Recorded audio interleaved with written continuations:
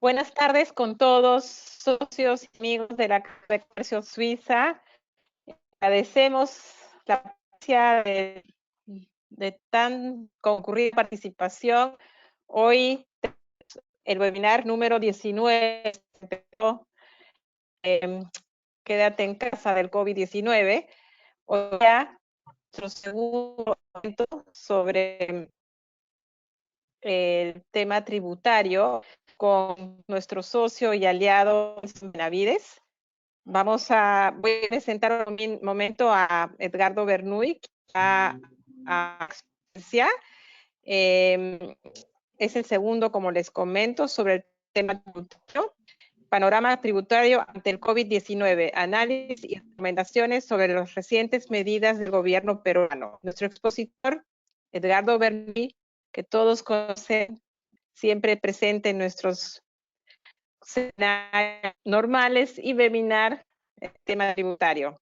Él es abogado de la Pontificia Universidad Católica del Perú, especialista en posgrado en tributación, Universidad de Lima, y máster en asesoría de empresas, Universidad de Madrid, España.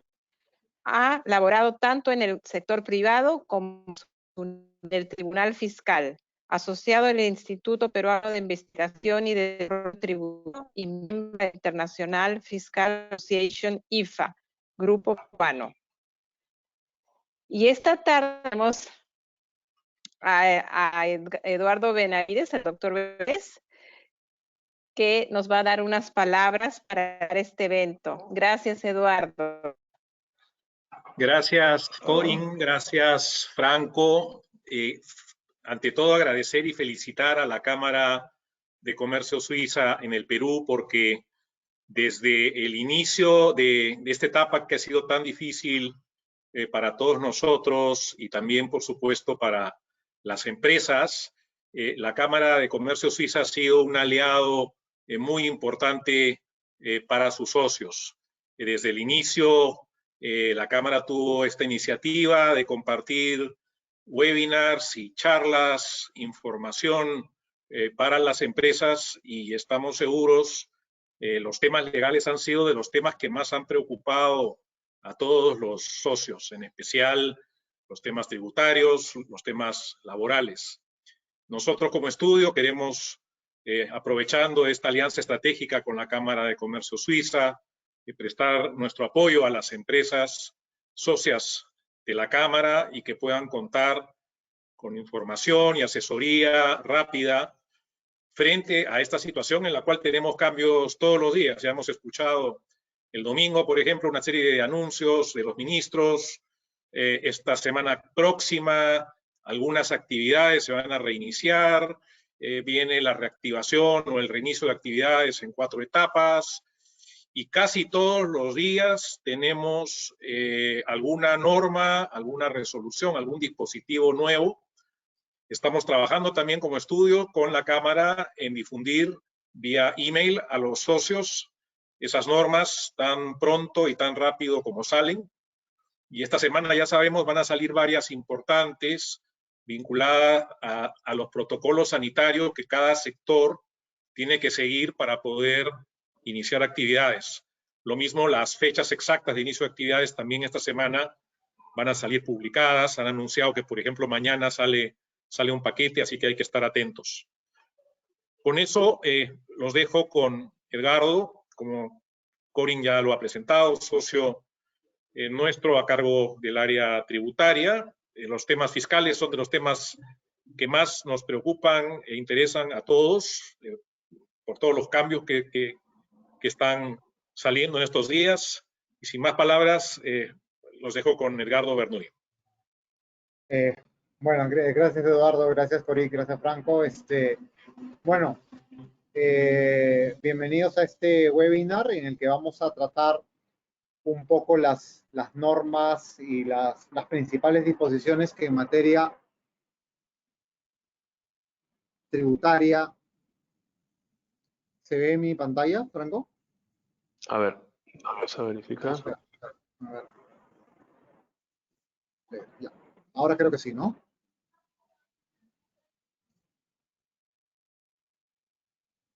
No, aún no. A ver, voy a enviarte nuevamente la invitación. Ahora creo que sí.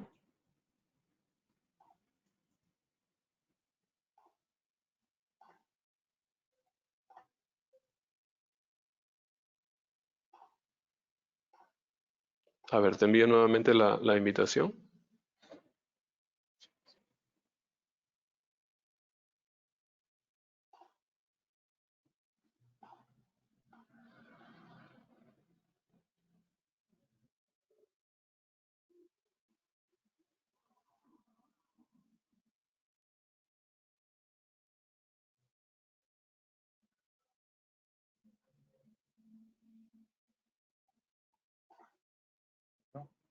Disculpen, en breves momentos vamos a dar inicio.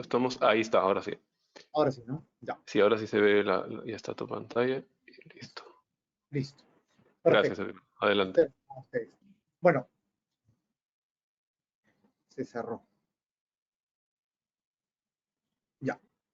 Ahora, un poco para comenzar, queríamos hablar un poco sobre el panorama Perdón, de... Edgardo, se puso en otro modo. Ahora sí, ya está. No, Ya perfecto. está, disculpa. A ver, queríamos iniciar conversando un poco sobre el panorama tributario ante esta situación. Y como ustedes saben, hemos tenido una serie de normas, principalmente e inicialmente estas normas que declaran la emergencia sanitaria. La emergencia sanitaria es una, el estado de emergencia nacional, que es el que corresponde a la cuarentena, es otro. La declaración de estado de emergencia es por 90 días desde marzo, por lo cual va a terminar más o menos en julio. Y en el caso de la emergencia nacional, porque el estado de emergencia sanitaria, como les digo, es el tema sanitario otorgado por por un decreto supremo del Ministerio de Salud, y por el otro lado tenemos el estado de emergencia nacional, que es el que más estamos asociando con el tema de la cuarentena. ¿De acuerdo? Esta cuarentena, como hemos visto y como sabemos, en principio va hasta el 10 de mayo. Todavía no queda muy claro, si bien sabemos que ya hay algunas actividades que están siendo materia o que serían materia de reactivación a través o a partir de la semana que viene, todavía no queda muy claro cuál va a ser el procedimiento para que los diferentes sectores van a ir publicando para efectos de que estas diferentes actividades inicien su actividad económica a partir del 11 de mayo, ¿no? Igual nuestro estudio está en la posibilidad de poderlos asesorar en ese punto.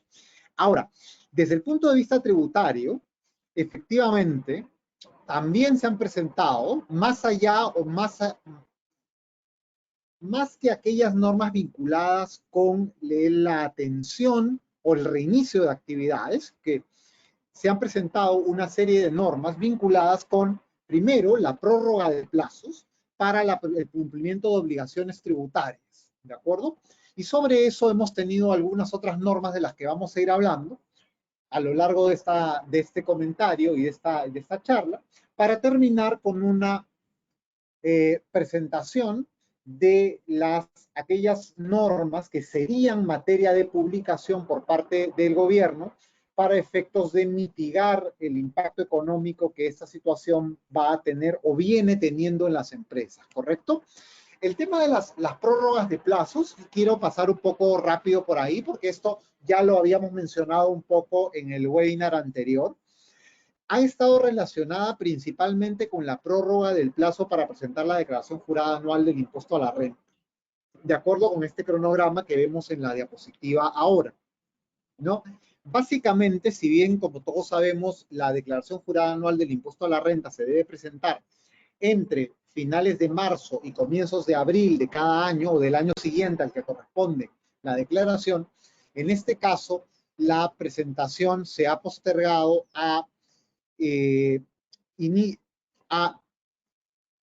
fechas que inician el 24 de junio y terminan el 9 de julio, ¿correcto? Pero ojo, esta ampliación es solamente para aquellos contribuyentes que hayan tenido ingresos netos en 2019 que no superen las 5.000 UITs o los 21 millones de soles. Aquellos contribuyentes que tuvieron ingresos superiores a las 5.000 UITs durante 2019 pues el plazo o el cronograma para presentar su declaración jurada anual del impuesto a la renta ya venció. ¿Por qué? Porque fue el plazo original que inició sus vencimientos entre fines de marzo y comienzos de abril de este año, ¿correcto?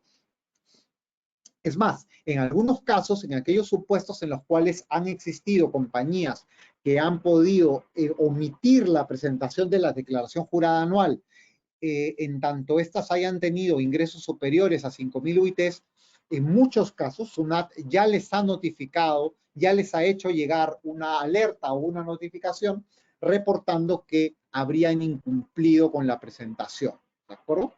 Para que puedan regularizar esa presentación en el plazo más breve posible. Ahora, adicionalmente, esta prórroga de plazos ha sido relacionada al comienzo, con las 2 primeras semanas de aislamiento social, con una prórroga para la presentación de la declaración jurada del mes de febrero del 2020. ¿De acuerdo? Esta prórroga para febrero de 2020 solamente fue aplicable a aquellos contribuyentes que tuvieran ingresos en 2019 de hasta 2.300 UITs. Ahora, en la semana pasada, la SUNAT ha vuelto a publicar una resolución de superintendencia, que es la 075-2020, a través de la cual se ha vuelto a modificar el plazo para la presentación de la declaración jurada mensual de febrero de 2020, ¿correcto? Ahora, en este punto salta una dificultad. ¿Cuál es esa dificultad? La que vemos en esta diapositiva. Ahora, ¿qué es lo que ha pasado? Cuando se dieron las 2 primeras semanas de cuarentena, se amplió el plazo para presentar la declaración jurada de febrero, pero aquella que correspondía al impuesto a la renta y al impuesto general a las ventas, al pago a cuenta, el impuesto a la renta y al impuesto general a las ventas, hasta plazos que llegaban hasta casi junio, ¿correcto? Sin embargo, en el caso de la PLAME, se publica una resolución que era la resolución 049, si no me equivoco,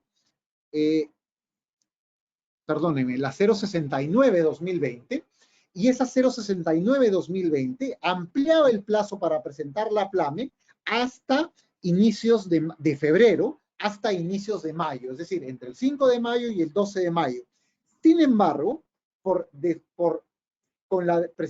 la publicación de la resolución de superintendencia 075-2020, que es a la que hacemos referencia aquí al final de esta diapositiva, la SUNAT amplía el plazo para la presentación de febrero, pero sin establecer de manera expresa que esa ampliación del plazo hasta junio incluía al PDT PLAME, ¿correcto?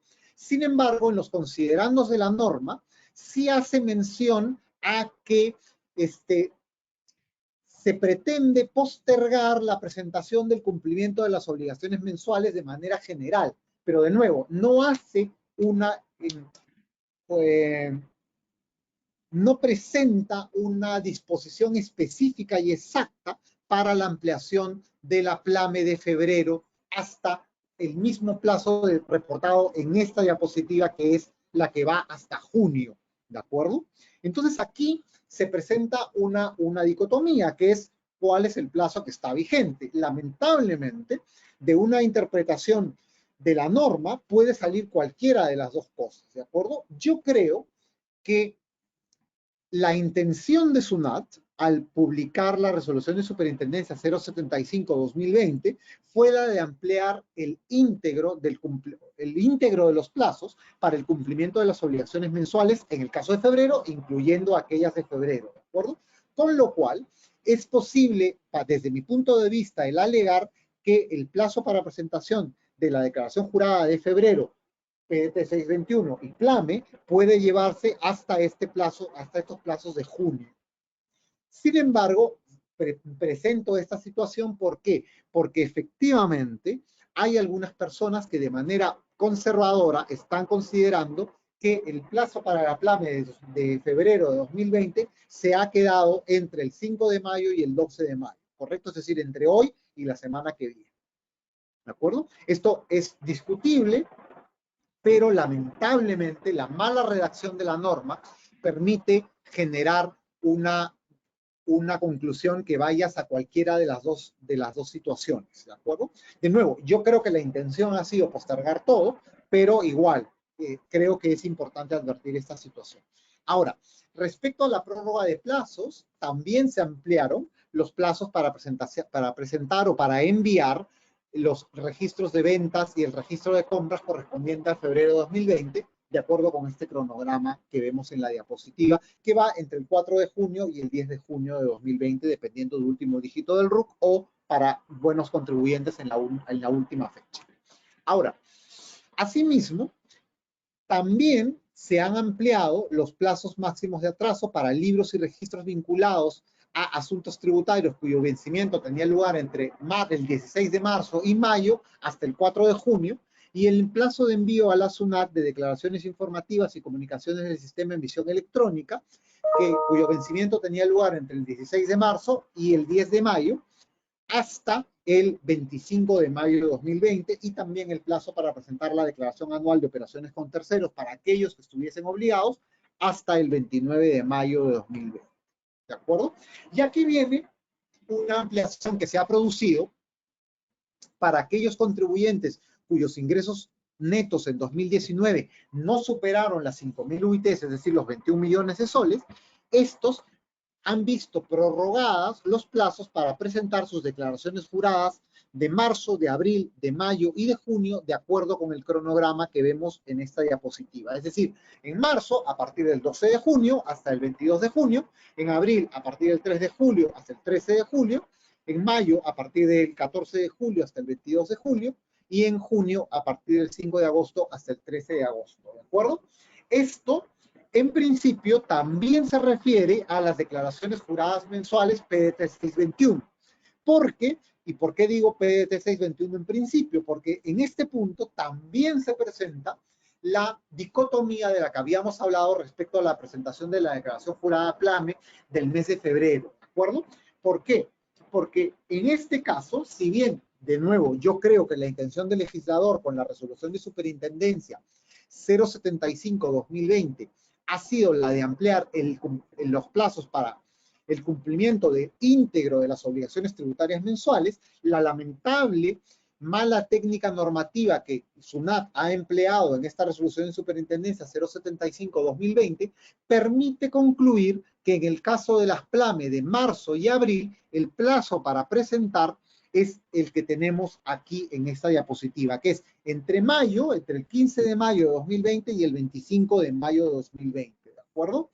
Ahora, de nuevo, yo creo que es posible alegar que el plazo para presentar las declaraciones juradas, incluso la PLAME de marzo, abril, mayo y junio, se rige por el cronograma establecido en la resolución de superintendencia 075-2020. ¿De acuerdo? Es decir, que va desde junio hasta agosto. Sin embargo, cumplo con presentarles esta situación que puede ser una interpretación que eventualmente SUNAT saque en razón de la mala técnica normativa a este respecto. Desafortunadamente también en este punto hay que tener en cuenta que debido al hecho que actualmente no están funcionando los centros de atención al contribuyente, tampoco está funcionando la atención telefónica de SUNAT, no hay forma y SUNAT a través de los comunicados que ha ido presentando o que ha ido publicando a lo largo de estos días, no ha quedado claro y no ha aclarado lo relativo a esta duda legítima que vienen teniendo algunos contribuyentes al respecto. ¿De acuerdo? Ahora, de la misma forma, desde la semana pasada, también se han ampliado los plazos máximos de atraso, o lo que es lo mismo, el plazo para el envío del registro de ventas electrónico y el registro de compras electrónico de marzo, abril, mayo y junio de 2020, de acuerdo con el cronograma que tenemos en esta diapositiva y que ya está subido en la web de SUNAT, ¿correcto? De la misma forma, se han prorrogado los plazos para la presentación de otros libros y registros electrónicos, para la presentación de declaraciones informativas y comunicaciones al sistema de emisión electrónica y para la presentación de la DAOT en el caso de aquellos sujetos que hubiesen estado obligados a presentarla por los meses de marzo, entre marzo y mayo de 2020, ¿correcto? Ahora, esto para aquellos sujetos que tengan o que hayan obtenido ingresos de hasta 5.000 UITs en el año 2019. En el caso de aquellos sujetos que hubieran obtenido ingresos superiores a 5.000 UITs en el año 2019, pues el cronograma para la presentación de las declaraciones juradas será el original, es decir, aquel que vence al mes siguiente de cerrado las operaciones, ¿no? Es decir, las operaciones de marzo deberán reportarse en abril, las de abril en mayo, las de mayo en junio, y etc. Ahora,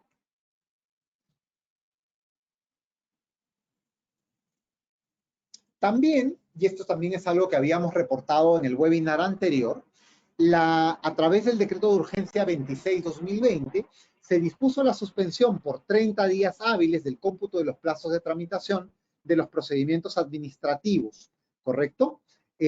Para sujetos ya sea a silencio negativo o a silencio positivo que se pudieran encontrar en trámite a la vigencia de ese decreto de urgencia. Ese plazo todavía no ha sido ampliado y por tanto debería ir terminando durante el mes de mayo.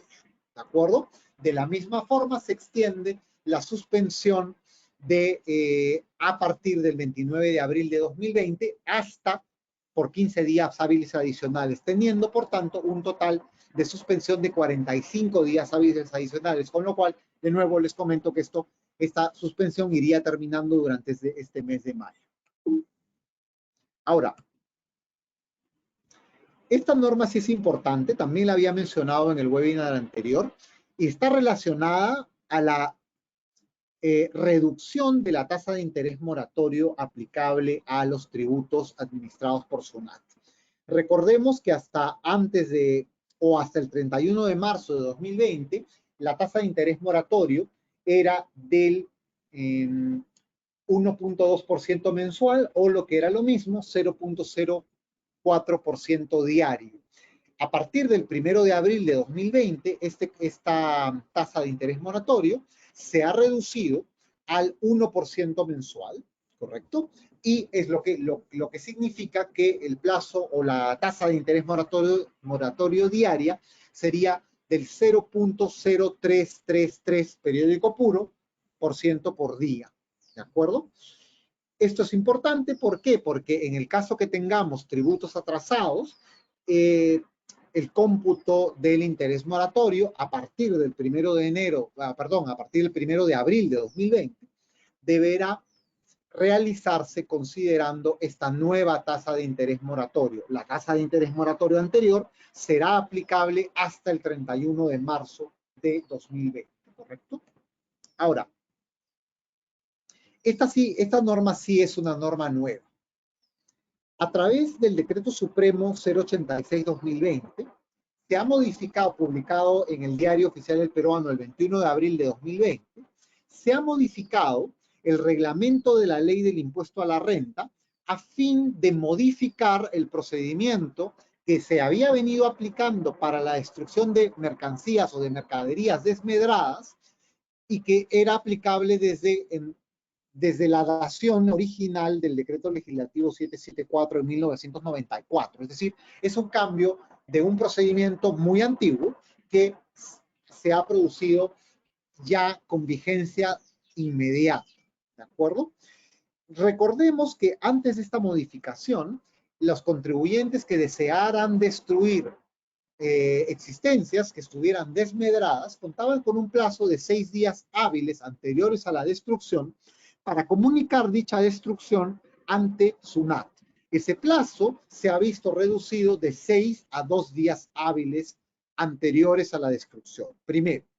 En segundo lugar, recordemos que el plazo o el procedimiento para destrucción de desmedros implicaba la necesidad de que la destrucción se produjera a través o mediante la presencia de un notario público o un juez de paz a falta de notario público. ¿De acuerdo? Sin embargo, ese requisito ha sido modificado a fin de señalar que si la sumatoria del costo computable de los bienes a ser destruidos y el costo computable de los bienes destruidos con anterioridad en el mismo ejercicio es de hasta 10 UITs, ¿de acuerdo? la SUNAT aceptará como prueba la destrucción de existencias sustentada en un informe emitido por la propia compañía. Es decir, si el volumen de existencias a ser destruidas no supera en el ejercicio las 10 UITs o en una situación de destrucción específica 10 UITs, siempre y cuando antes de esa destrucción en el mismo ejercicio no haya tenido ningún otro procedimiento de destrucción, no será necesaria la presencia de notario público o la elaboración de un acta notarial que acredite la destrucción realizada, ¿correcto? Bastando este informe. El informe debe contener cierta información mínima que también está contenida en la norma, y esa información mínima está relacionada con la identificación, cantidad y costo de las existencias, el lugar, fecha, hora de inicio y culminación de la destrucción, el método de destrucción empleado, los datos de identificación del prestador del servicio de destrucción, el motivo de la destrucción, el sustento técnico que acredita la calidad inutilizable de las existencias. Ese sustento técnico puede ser un sustento elaborado por nuestra propia área de producción o de almacén o quien sea el competente para el efecto, y además debiendo contar con la firma del contribuyente o su representante legal y con la firma de los responsables de la destrucción, incluyendo los nombres y apellidos y el tipo y número de documento de identidad. ¿De acuerdo? En el caso de aquellas destrucciones que se produzcan entre el 22 de abril de 2020 y el 31 de julio de 2020, estas podrán ser acreditadas con un informe, ¿de acuerdo? ¿Esto en razón de qué? En razón de la situación en la que nos encontramos, en la cual están limitadas las actuaciones notariales, ¿de acuerdo? Y este informe debe ser presentado a partir del 5º día hábil contado desde el 1 de agosto de 2020 y debiendo comunicarse tal destrucción a un correo electrónico que es el que vemos en esta diapositiva, comunicaciones-desmedros@sunat.gov.pe. ¿De acuerdo? Este es un procedimiento importante que es susceptible de afectar a todas las empresas. El punto clave en este procedimiento es el relacionado al valor de las existencias. Es decir, el total de las existencias materia de destrucción, ya sea en la destrucción única o de forma anterior en el mismo ejercicio, no debe superar las 10 UITs, ¿de acuerdo? En caso que ese procedimiento supere o que el valor de las existencias supere las 10 UITs, pues estaremos en una situación en la cual sí hay que contar con una destrucción frente a notario público, ¿de acuerdo? Que puede también ser comunicada con 2 días hábiles de anticipación, con excepción de aquellas destrucciones producidas entre el 22 de abril y el 31 de julio de 2020. Bueno, siguiente norma que ha sido publicada el 17 de abril de 2020. Esta es la primera norma que el gobierno ha decidido publicar a través de un decreto legislativo luego de la delegación de facultades que el Congreso otorgará al gobierno o al Poder Ejecutivo luego de iniciado el estado de emergencia o la cuarentena. Recordemos que en los primeros días de estado de emergencia o cuarentena, el Poder Ejecutivo solicitó al Congreso el otorgamiento de facultades para legislar en diversos temas en materia tributaria. Uno de esos temas en materia tributaria respecto de los cuales se pidió facultades fue el relativo al de la recuperación anticipada del IGB, contenido en una ley especial que era aplicable para aquellos contribuyentes que tuvieran ingresos netos que no superaran las 300 UITs, ¿de acuerdo? Ingresos netos anuales que no superaran las 300 UITs. Es decir, este régimen de recuperación anticipada del IGB era un régimen para pequeñas empresas. Este régimen lo que permitía y que estaba vigente hasta el 31 de diciembre de este año de 2020, permitía que aquellas pequeñas empresas que, como reitero, hubiesen generado ingresos anuales que no fueran mayores a las 300 UITs, pudieran solicitar una recuperación anticipada del IGB. ¿Qué es una recuperación anticipada del IGB? Una recuperación anticipada del IGB es una devolución en efectivo del crédito fiscal que no ha podido ser utilizado. Y ese crédito fiscal debía provenir de la adquisición de bienes de capital nuevos. ¿De acuerdo? Ahora, a través de este decreto legislativo 1463, se producen dos modificaciones relevantes a esta norma. La primera modificación es la ampliación del régimen hasta el 31 de diciembre de 2023, ¿de acuerdo? Y la segunda modificación es la ampliación del ámbito de aplicación del beneficio de recuperación anticipada del IGB, no solamente a aquellos sujetos que obtengan ingresos anuales de hasta 300 UITs, sino que también de manera excepcional sea aplicable a sujetos que obtengan ingresos anuales que superen las 300 UITs y que lleguen hasta las 2.300 UITs al año, ¿de acuerdo? Siempre y cuando se encuentren acogidos al régimen MIPE tributario o al régimen general del impuesto a la renta, ¿de acuerdo? Ahora, en estos casos, estos contribuyentes que por disposición específica del decreto legislativo 1463, publicado el 17 de abril de 2020, puedan acogerse a esta recuperación anticipada del IGB, podrán acogerse por los bienes de capital nuevos que se adquieran entre el 1 de enero de 2020 y el 31 de diciembre de 2021.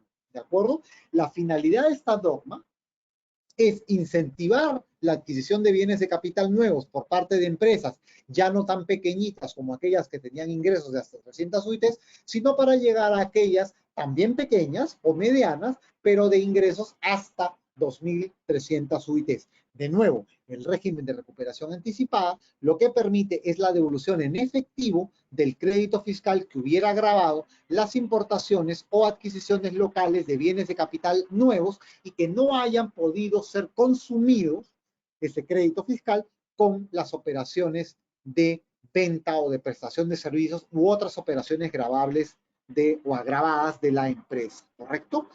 Ahora, el procedimiento para el cálculo de los ingresos netos anuales se verificará dependiendo del régimen tributario del impuesto a la renta que corresponda al contribuyente, sumándose respecto de los 12 meses anteriores al periodo por el que se solicita la devolución, ¿no? En el caso del régimen general o del régimen MIPE tributario, se tendrá en cuenta los ingresos netos del mes, que vendría a ser la base de cálculo del pago a cuenta, y en el caso de los ingresos netos mensuales de tercera categoría, es aquel que se aplica para aquellos sujetos que estén acogidos al régimen especial del impuesto a la renta, y los ingresos brutos anuales, que es aplicable para aquellos sujetos acogidos al nuevo RUS. ¿De acuerdo? En el caso de contribuyentes que tengan menos de 12 meses de operación, se consideran los periodos desde que se inició actividades, los cuales no deberán superar las 2.300 UITs. ¿De acuerdo? Ahora, los requisitos para gozar del régimen es que se esté acogido al régimen general o al REMIPE, o al régimen especial del impuesto a la renta o al régimen único simplificado, en el caso de aquellos sujetos cuyos ingresos no superen las 300 UITs al año. En el caso de aquellos sujetos que superen las 300 UITs al año, pues estamos hablando de un acogimiento al régimen general o al régimen MIPE tributario, ¿de acuerdo? Estar con el estado de RUC activo, o no tener la condición de no hallado o no habido, y haber presentado sus declaraciones del IGB correspondientes a los últimos 12 meses previos a la solicitud, no tener deuda exigible coactivamente a la fecha de la solicitud, llevar el registro de ventas, el registro de compras de manera electrónica, y que mantenga sus comprobantes de pago y notas de crédito o débito que sustentan la adquisición de bienes de capital nuevos, así como los documentos emitidos por SUNAT que acrediten el pago del IGB importación, debidamente anotados en su registro de compras. ¿De acuerdo? Y el monto a devolver es aquel crédito fiscal que no hubiera sido agotado como mínimo en 3 periodos mensuales consecutivos siguientes a su anotación en el registro de compras. ¿De acuerdo? el monto máximo a ser solicitado en devolución, o el monto mínimo, perdón, en ser solicitado en devolución, es el que corresponda a una UIT, ¿de acuerdo? Es decir, si una empresa que tenga ingresos de hasta 2.300 UITs al año mantiene un crédito fiscal que sea como mínimo de una UIT, estando dentro del ámbito de aplicación del régimen de recuperación anticipada del IGB, es decir, que hubiese adquirido un bien de capital nuevo hasta el 31 de diciembre de 2023, en el caso de aquellos sujetos que obtengan ingresos de hasta 300 UITs o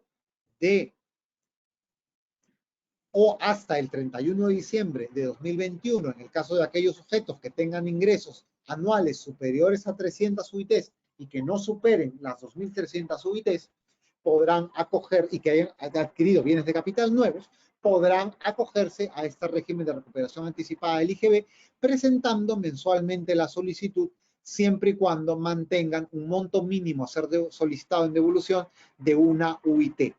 La devolución se solicita de manera presencial, con lo cual a la fecha de hoy no es posible presentar una solicitud de devolución por recuperación anticipada del IGB bajo este régimen. ¿Por qué? Porque a este momento las oficinas de SUNAT no están abiertas, ¿de acuerdo? ¿Por qué? ¿Y por qué digo que es una solicitud presencial? Porque se hace a través del formulario 4949, solicitud de devolución, que es el formulario solicitud de devolución físico. A ese formulario solicitud de devolución físico tienen que acompañarse el detalle de la determinación del monto del crédito fiscal cuya devolución se solicita, y la relación de comprobantes de pago, notas de crédito o débito o documentos que acrediten el pago del IGB de importación. ¿De acuerdo?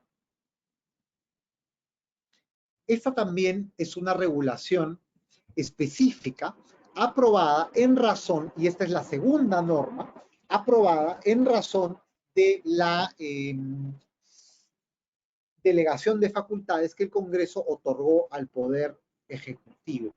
A través del decreto legislativo 1471, publicado el 29 de abril de 2020, es decir, durante la semana pasada, se incorporó la 53ª disposición transitoria y final de la ley del impuesto a la renta, en virtud de la cual se dispone un procedimiento especial para que los perceptores de rentas de tercera categoría puedan o suspender o reducir sus pagos a cuenta del impuesto a la renta exclusivamente por los periodos de abril, mayo, junio o julio de 2020. Es decir, esta es una disposición transitoria. No se trata de una modificación permanente para la determinación de pagos a cuenta del impuesto a la renta de tercera categoría. ¿De acuerdo?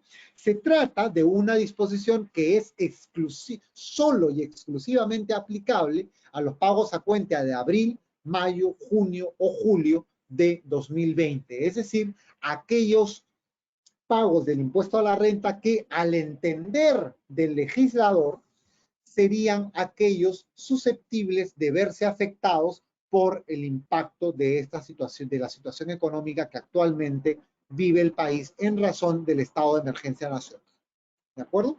Ahora, ¿qué pasaría si posteriormente las empresas continúan teniendo problemas respecto o para la de una afectación económica que vaya más allá de julio? En este momento no hay una solución.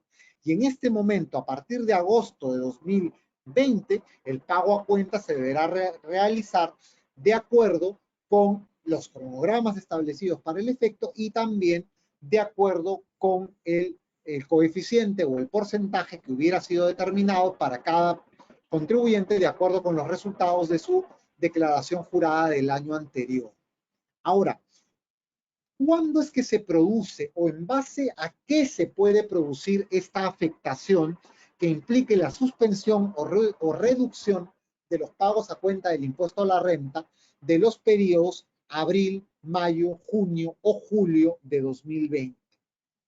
Primero, hay que comparar los ingresos netos obtenidos en los periodos de abril, mayo, junio y o julio de 2020 con los ingresos netos de los mismos periodos del año 2019. ¿De acuerdo? En caso en el que no se hubiera obtenido ingresos netos durante 2019, la comparación se realizará con el mayor monto de los ingresos obtenidos en enero y febrero de 2020. Es decir, si tenemos una empresa que ha iniciado operaciones durante 2020, es decir, o en enero o en febrero de 2020, habrá que ver si en el caso de cuál es el ingreso, el mayor ingreso obtenido en enero o en febrero y comparar ese mayor ingreso con los periodos de abril, mayo, junio y julio de 2020. ¿De acuerdo? Y de no haberse obtenidos en todo el ingresos netos en todo 2019 y tampoco en enero y febrero de 2020, el pago a cuenta de abril, mayo, junio y julio de 2020 se determinará sobre la base del mismo procedimiento corriente aplicable a la determinación de los pagos a cuenta, multiplicando el coeficiente o el porcentaje con un factor de 0.5846%. ¿De acuerdo? Es decir, en el caso en el cual no exista una afectación o no existan, ingresos netos en 2019 ni ingresos netos en enero y febrero, el pago a cuenta de abril, mayo, junio y julio de 2020 será igual, será determinado, o el coeficiente para el pago a cuenta de esos meses será determinado de modificar el coeficiente que fue aplicado hasta marzo por un factor de 0.5846.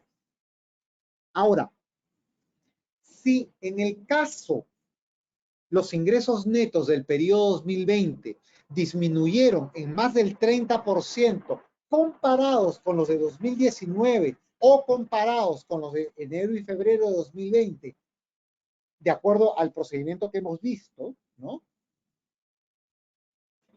Si los ingresos netos han sufrido una disminución de más del 30% a partir de abril de 2020, se puede suspender el pago a cuenta, ¿de acuerdo?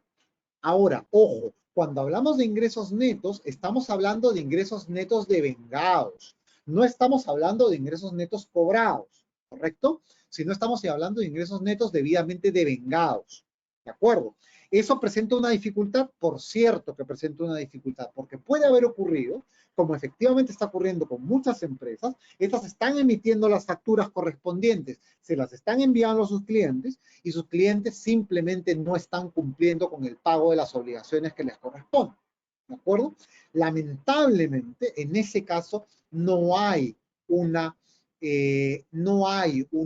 solución al efecto, ¿de acuerdo? En el caso en el cual, segundo escenario, en el caso en el cual los ingresos netos del periodo 2020 y ingresos netos de nuevo devengados en 2020 en comparación con los de 2019 o con los de enero y febrero de 2020 hubiesen disminuido hasta en un 30%, ¿no?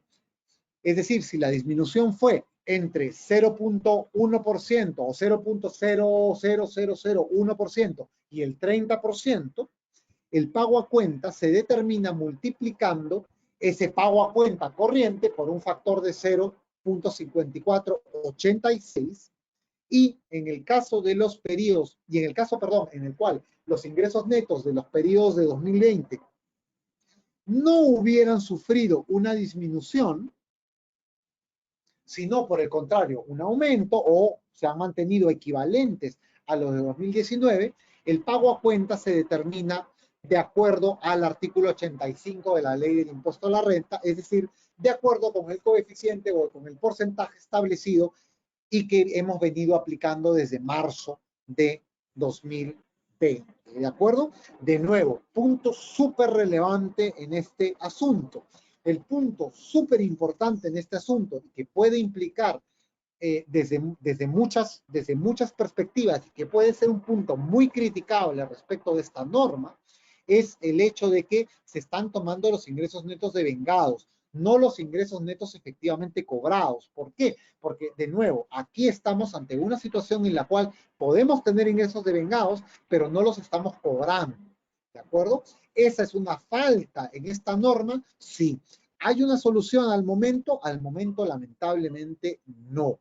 Ahora, ¿qué es lo que habría que hacer? Probablemente presentar este tipo de caso a través de los gremios empresariales a SUNAT o al Poder Ejecutivo para que se tomen medidas que permitan algún tipo de facilidades para que los pagos a cuenta que pueden corresponder a ingresos netos efectivamente devengados, pero que en ningún momento he cobrado, puedan ser materia de postergación o de reducción.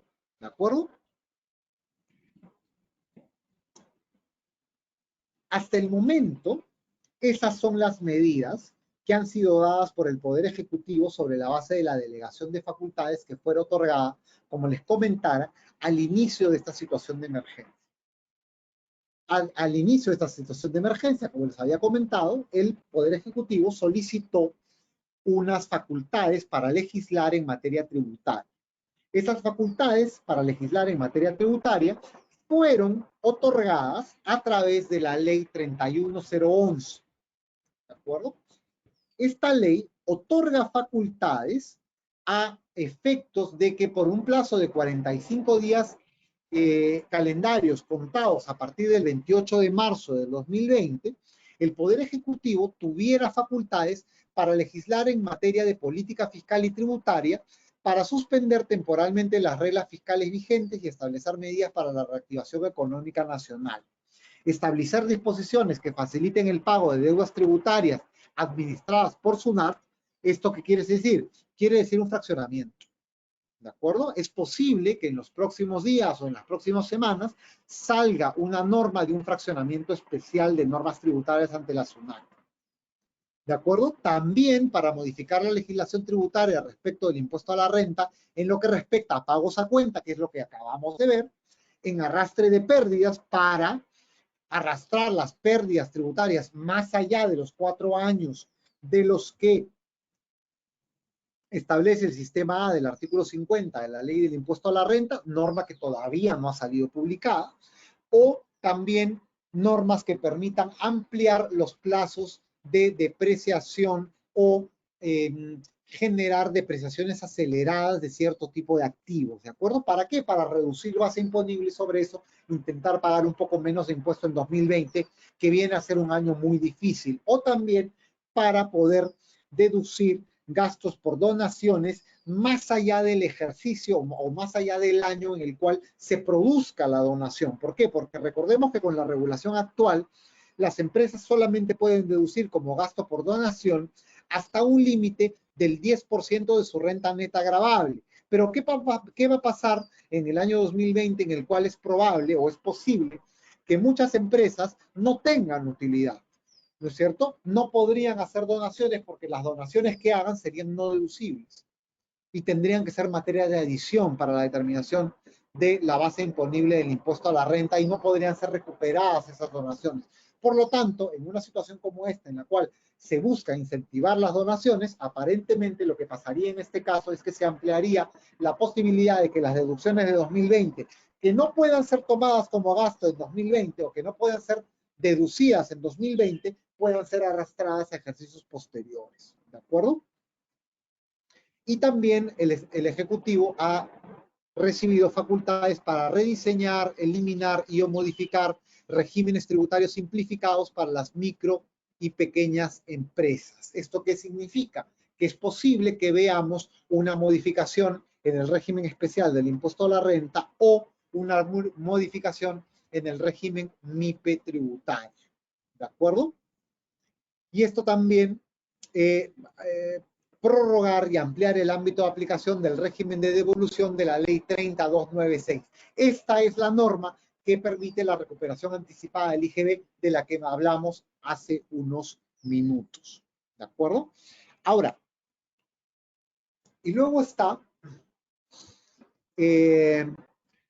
todas estas son las normas que han sido materia de presentación.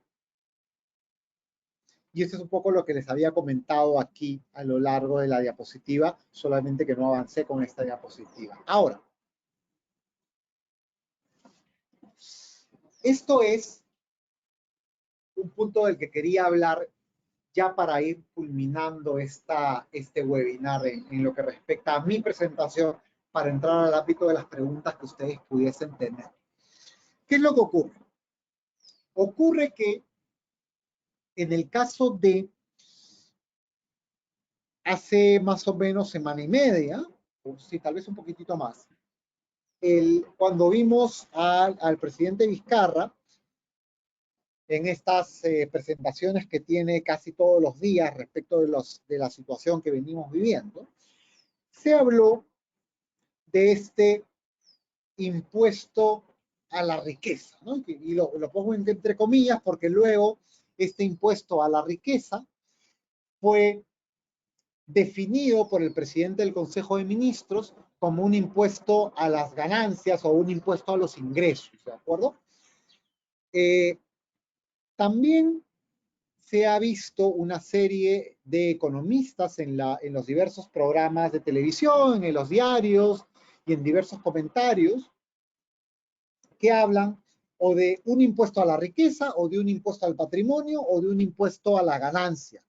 A ver, está bien, desde el punto de vista económico podríamos eventualmente hablar de un impuesto a la riqueza o de un impuesto a la ganancia, pero desde una perspectiva estrictamente jurídica y tributaria, un impuesto a la riqueza no existe.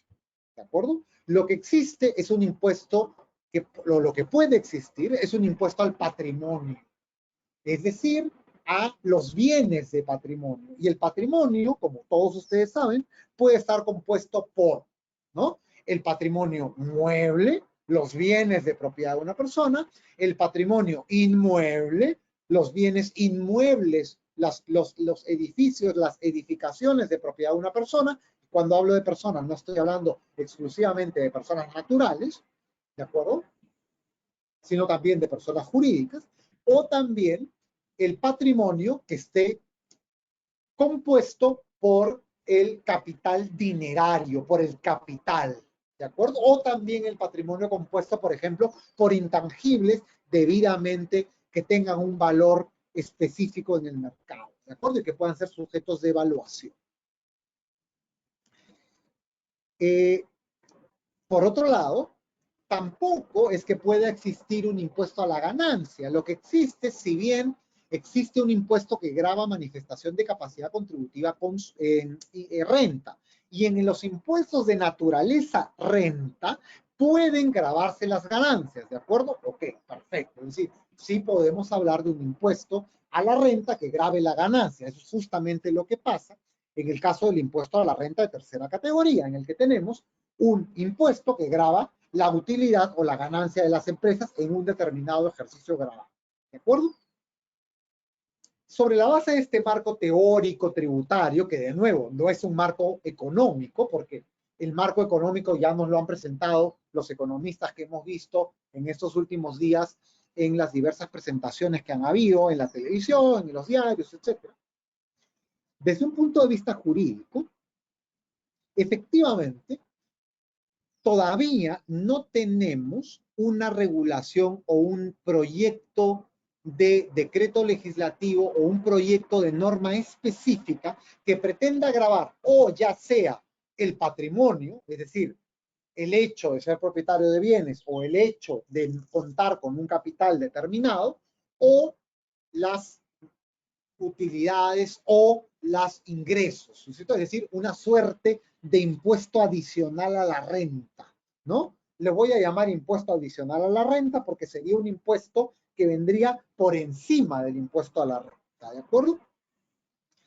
Se ha hablado de que existe un proyecto en el Poder Ejecutivo, en el Ministerio de Economía y Finanzas, que sujetaría a imposición los ingresos mensuales de personas naturales que superen los 10.000 soles. Todavía no hay un porcentaje que se pudiese aplicar sobre ello, pero a ese punto en ese punto habría que tener muchísimo cuidado y sobre todo tener en cuenta las dificultades constitucionales que pudiesen existir para gravar por encima del impuesto a la renta un impuesto adicional a la renta, ¿no?, que encarezca esta aplicación de impuesto a la renta que ya vienen sufriendo aquellas personas que tengan ingresos superiores a 10.000 soles al mes. ¿De acuerdo? ¿Por qué? Porque las personas que tienen un ingreso por rentas del trabajo superiores a 10.000 soles al mes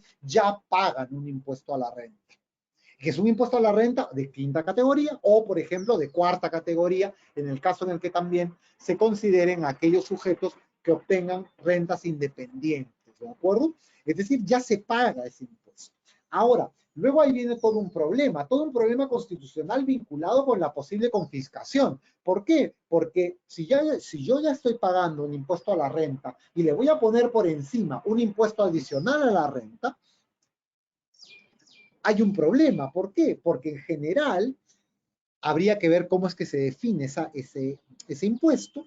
¿Por qué? Porque en general la jurisprudencia constitucional en el Perú ha sido reacia a permitir este tipo de impuestos, que tal es el caso de, algunos de ustedes se acordarán, el impuesto mínimo a la renta que estuvo vigente durante los años 90, el impuesto extraordinario a los activos netos, que también estuvo vigente después de que fuera declarado inconstitucional el impuesto mínimo a la renta, y además también el anticipo adicional del impuesto a la renta, que también fue declarado inconstitucional antes de que fuera publicada la norma que aprueba el impuesto temporal a los activos netos.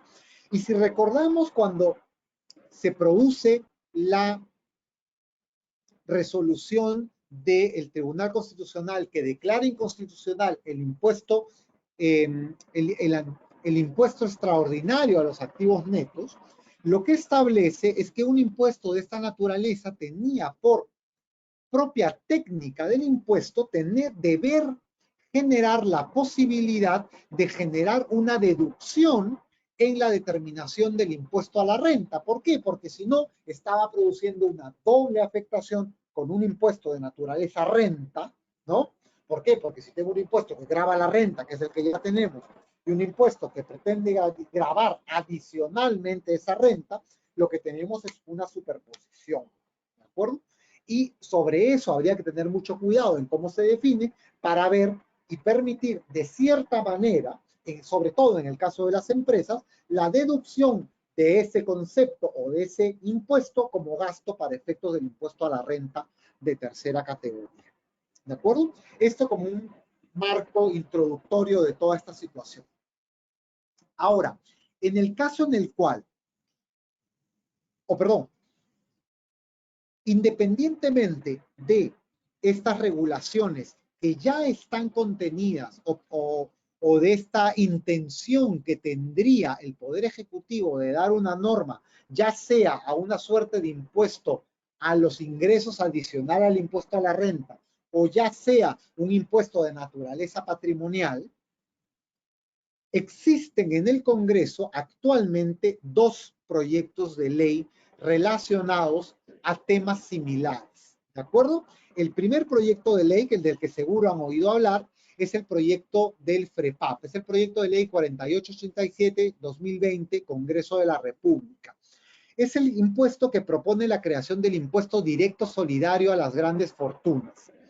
Ahora, no voy a ahondar mucho en este impuesto. ¿Por qué? Porque la redacción que tiene es pésima. Es decir, este impuesto, si es aprobado así como está, no va a ser absoluta y completamente inejecutable e inconstitucional. ¿Por qué?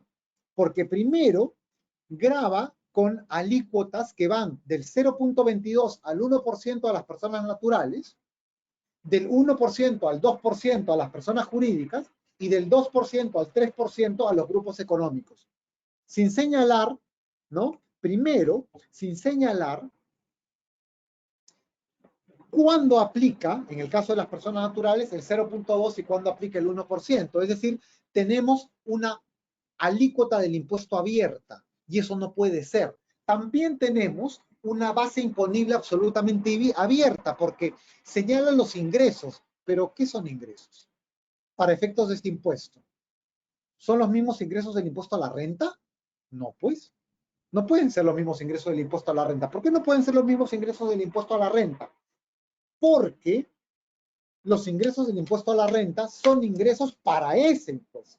Porque el impuesto a la renta contiene ingresos que están exonerados o que están inafectos, pero que a su vez, pero que sí son ingresos. Entonces, bajo esta redacción, alguien podría decir que si durante el año fiscal una persona natural obtiene ingresos de 1 millón de soles para arriba, contando entre esos ingresos a sus intereses generados por un depósito en cuentas bancarias, en cuentas del sistema financiero local, esos intereses producidos por cuentas del sistema financiero local que están exoneradas para efecto del impuesto a la renta, sí pagarían este impuesto directo solidario a las grandes fortunas, ¿no es cierto? Produciéndose una afectación impositiva al ahorro, ¿de acuerdo?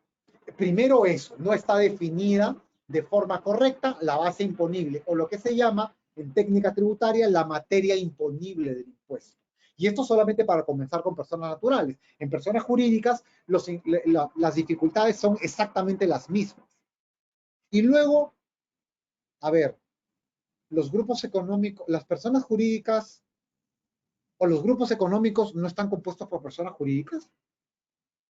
Entonces, ¿cómo? ¿Cuándo es aplicable el impuesto a grupo económico y cuándo a personas jurídicas? Si los grupos económicos son personas jurídicas. Entonces, si los grupos económicos son personas jurídicas, les debería aplicar el impuesto a las personas jurídicas.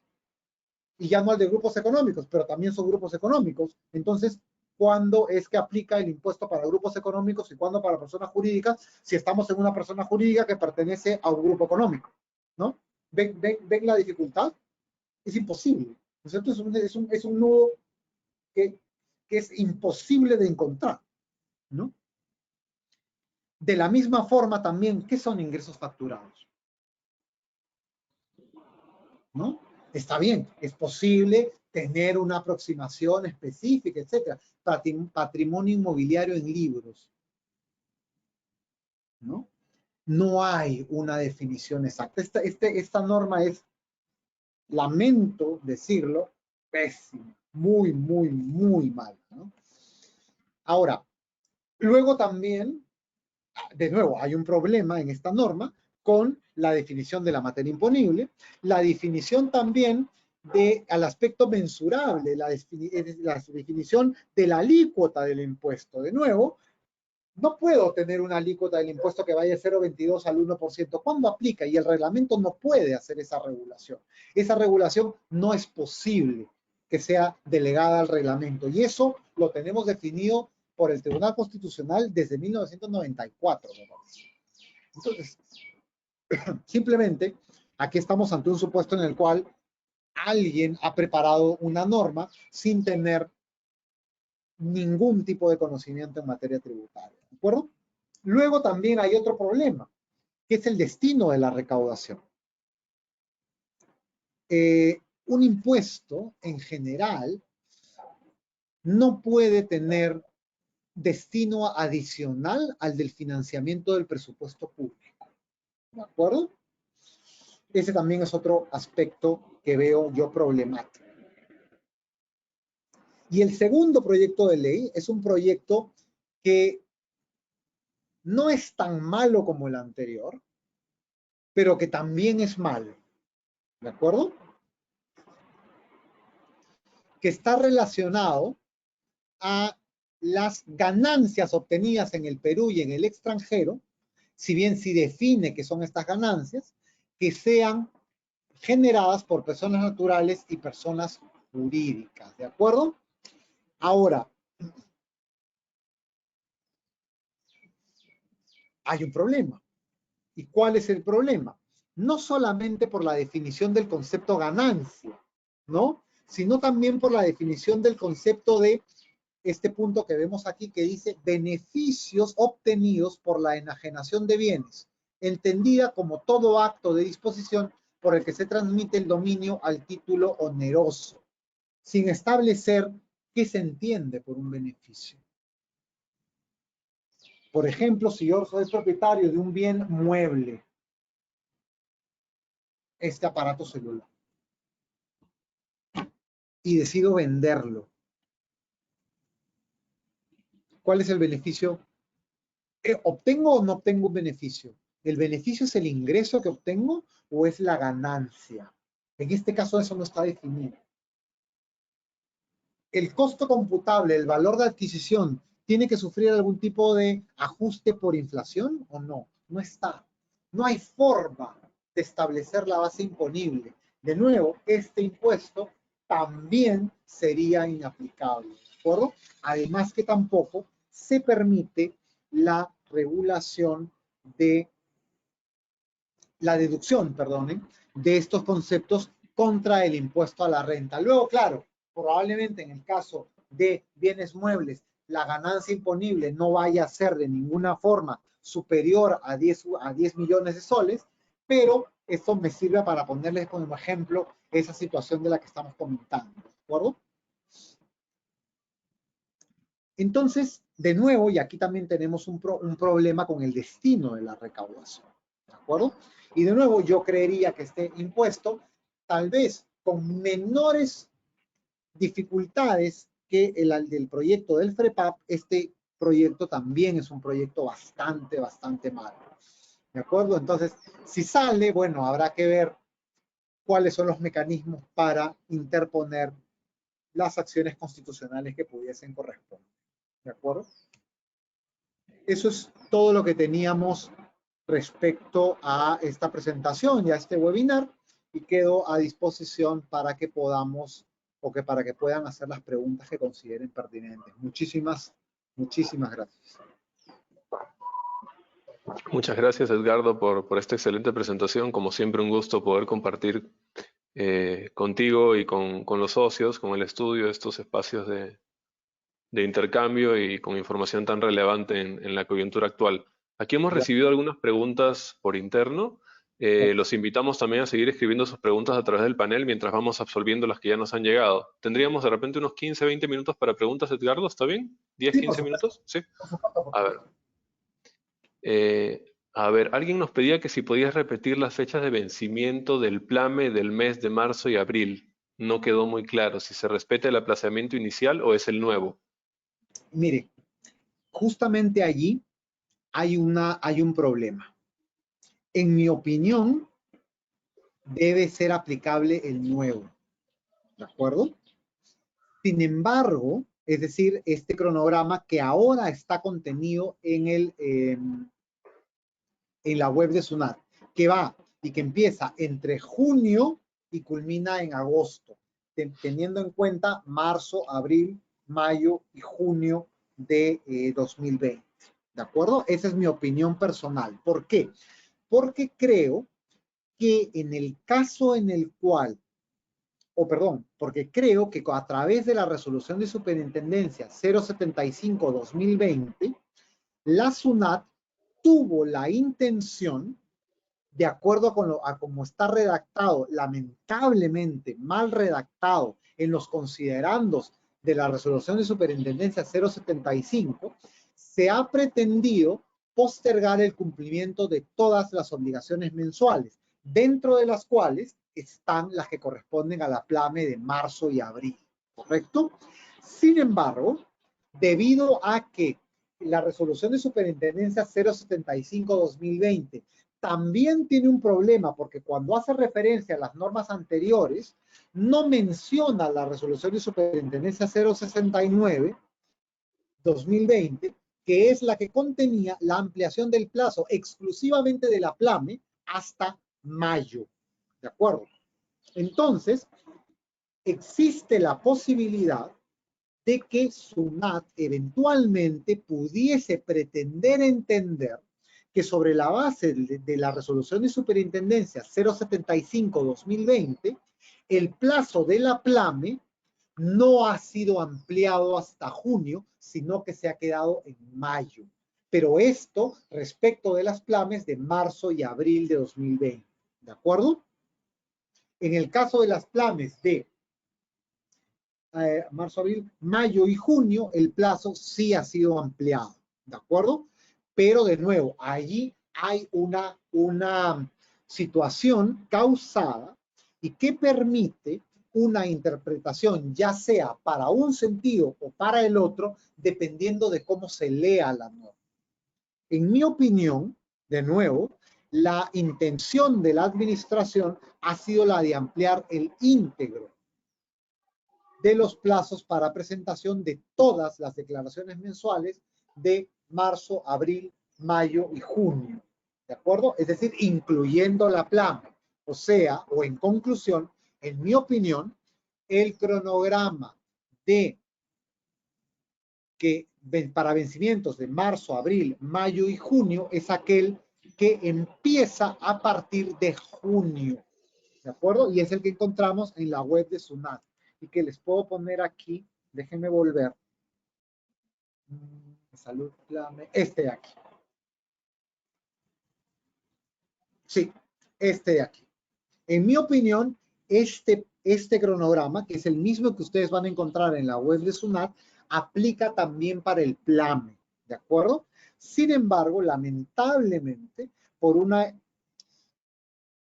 le quiero llamar incorrecta técnica legislativa o incorrecta técnica normativa, hay algunas personas que están interpretando que el cronograma para la PLAME de marzo y abril de 2020 es el que vemos aquí en esta diapositiva. Yo creo que eso no es así, ¿de acuerdo? Creo que debemos aplicar el de la diapositiva anterior, que es decir, se han prorrogado los plazos para todas las declaraciones mensuales, ¿correcto?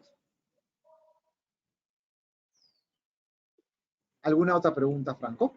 Gracias, Edgardo. A ver, aquí nos preguntaban ¿qué requisitos deben cumplir los gastos efectuados por las empresas, pruebas rápidas, termómetros, etcétera, con motivo del COVID-19 para que se consideren gastos deducibles del impuesto a la renta?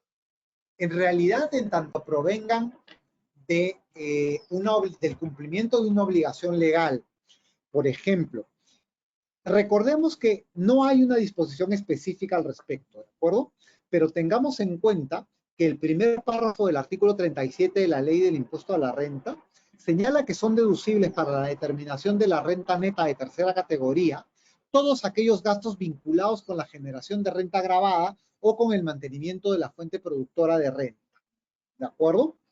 Ahora, sí, de acuerdo con los protocolos establecidos por el Ministerio de Salud o por el sector correspondiente para reiniciar actividades, es decir, para reabrir las actividades, para empezar a generar ingresos, una empresa requiere comprar termómetros, requiere comprar o poner, imaginemos, una cámara de desinfección de esas que hemos visto por todos lados, o requiere contratar los servicios de un médico o de una enfermera, ¿de acuerdo? O requiera hacer test y pruebas a sus trabajadores o a sus funcionarios, evidentemente estos gastos estarán vinculados con la potencial generación de renta gravada. ¿Por qué? Porque serán necesarios y condición previa para el reinicio de actividades. Por tanto, en tanto estos gastos estén sustentados en los comprobantes de pago que permitan deducir costo o gasto para efecto tributario, es decir, factura, o en el caso de los profesionales que pudiendo ser independientes, de enfermería o médicos que pudiendo ser independientes estén sustentados en un recibo por honorarios y en el caso que no sean independientes, estos profesionales que sean ingresados a la planilla de remuneraciones, pues el gasto sería perfectamente deducible sin ningún inconveniente. ¿De acuerdo? Gracias, Edgardo. A ver, aquí nos hacen una pregunta vinculada a los alquileres. Si se tiene ingresos por alquileres y con los inquilinos se acordó no cobrarles el mes de abril, porque a su vez ellos no tuvieron ingresos, de mediar un acuerdo formal entre las partes, ¿se debe a pesar de ello pagar los impuestos correspondientes al mes de abril a la SUNAT? Ahí se produce en realidad una discusión que es bien interesante. Y esa discusión bien interesante viene justamente por el lado del devengo del ingreso. Es decir, ahora, el contrato originalmente suscrito con los arrendatarios establecía que durante el mes de abril había que cumplir con había que generar, o estos arrendatarios estaban obligados a cumplir con el pago de una retribución determinada, de acuerdo con el contrato de arrendamiento suscrito. ¿De acuerdo?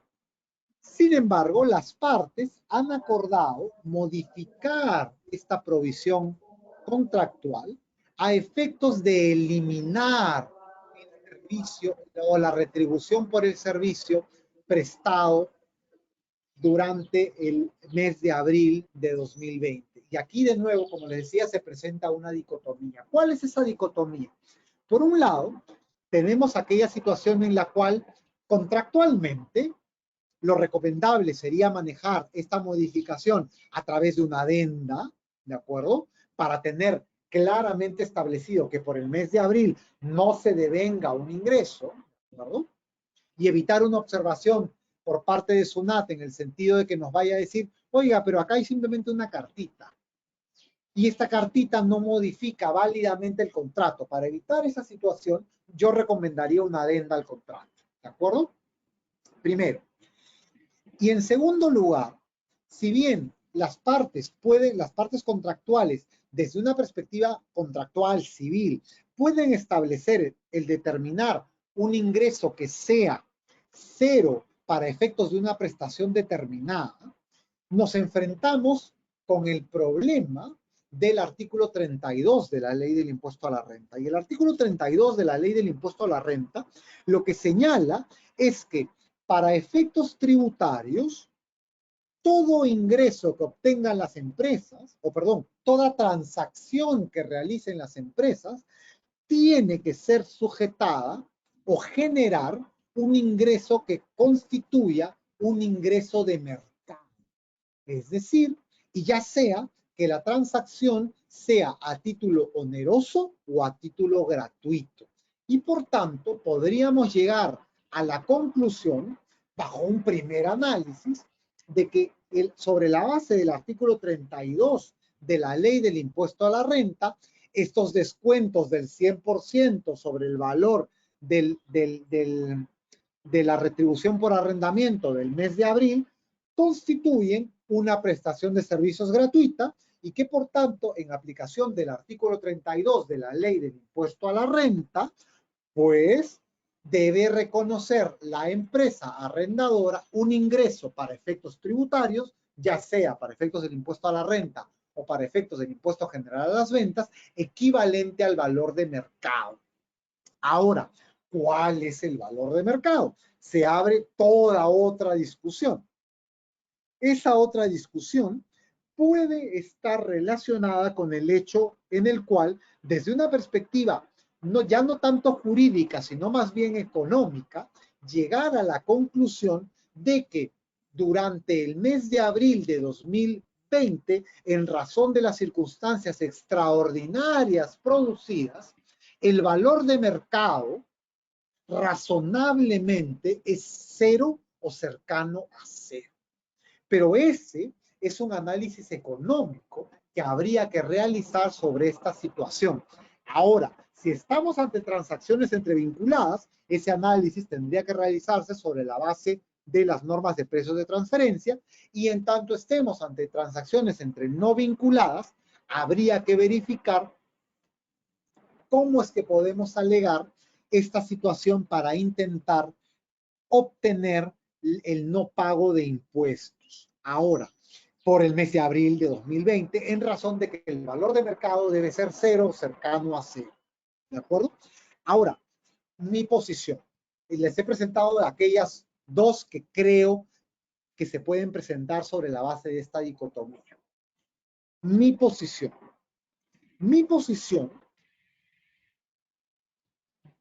va a permitir llegar a una conclusión de que las circunstancias absolutamente excepcionales que se han visto durante el mes de abril o durante todo el estado de emergencia nacional permiten ser susceptibles de alegar una situación en la cual incluso el valor de mercado de este arrendamiento pueda ser cero o cercano a cero. ¿De acuerdo? Creo que es posible alegarlo. Sin embargo, también creo que es posible que se presente algún tipo de observación por parte de SUNAT. ¿Qué es lo que debería pasar en este tipo de situaciones? O lo que yo haría en este tipo de situaciones. En este tipo de situación, yo recomendaría en una primera instancia solicitar una aclaración a SUNAT sobre la base de una consulta institucional realizada por una cámara de comercio, por ejemplo. Recordemos que los gremios empresariales, como las cámaras de comercio, pueden enviar consultas institucionales a SUNAT para efectos de que éstas sean absueltas por parte de la administración, a efectos de que ésta presente o haga conocer su opinión al respecto, ¿de acuerdo? Y veamos cuál es el camino respecto de estos dos de los que estamos hablando, es el que SUNAT tendería a tomar, ¿de acuerdo? Gracias, Edgardo. ¿Todavía tienes unos minutos para algunas preguntas más? Sí, por supuesto. Gracias. A ver, aquí nos preguntan... si bien sabemos que la Administración Tributaria cuenta con la facultad discrecional para iniciar procedimientos de fiscalización, ¿consideras que resulta pertinente la publicación de una norma que suspende el inicio de las mismas, incluso hasta luego de culminado el estado de emergencia nacional? A ver, en este caso, ya eso no lo he mencionado aquí porque ya fue materia del webinar anterior, ha salido una disposición de SUNAT en el sentido de que todas las fiscalizaciones que pudieran haber sido iniciadas y que estuvieran en trámite durante o al 16 de abril o el 16 de marzo, perdón, de 2020 se han visto suspendidas. ¿De acuerdo? ¿Qué es lo que está pasando en SUNAT en estos momentos? Lo que está pasando en SUNAT en estos momentos es que ellos han efectivamente suspendido todo tipo de fiscalización que haya estado en giro, y si bien había una programación de inicio de fiscalizaciones que se iban a ir produciendo en marzo, en abril, en mayo, toda esta programación en la práctica se ha visto también suspendida, ¿de acuerdo? Ahora, esta suspensión se ha producido principalmente en razón del hecho que una vez que se reactive el funcionamiento de la administración tributaria, ellos lo que van a pretender hacer es reactivar las fiscalizaciones que ya estaban trabajando el 16 de marzo. ¿De acuerdo? Aquí se presenta una situación bien particular. De lo que hemos conversado con funcionarios de SUNAT, las fiscalizaciones que ya tenían iniciadas al 16 de marzo continuarían una vez que se reinicie la actividad de SUNAT. ¿De acuerdo? Sin embargo, estas fiscalizaciones no van a ser presenciales, sino que se van a llevar a cabo a través de mecanismos electrónicos. Es decir, se va a pedir a los contribuyentes el envío de la información a través del correo electrónico o subiéndolo a la web de SUNAT. ¿De acuerdo? Y las comunicaciones por parte de la administración llegarán a través del buzón electrónico SUNAT o a través del correo electrónico. ¿Qué es lo que va a pasar respecto a las fiscalizaciones pendientes de iniciar? Yo creo que en la práctica, sea que se publique una norma que suspenda el inicio de nuevas fiscalizaciones o no, va a ser un poco complicado que por lo menos hasta no antes de que finalice el primer semestre de este año, y si no nos vamos hasta el último trimestre de este año, yo creo que antes de eso va a ser complicado que tengamos nuevas fiscalizaciones. Esto independientemente de que SUNAT publique o no publique alguna norma que establezca la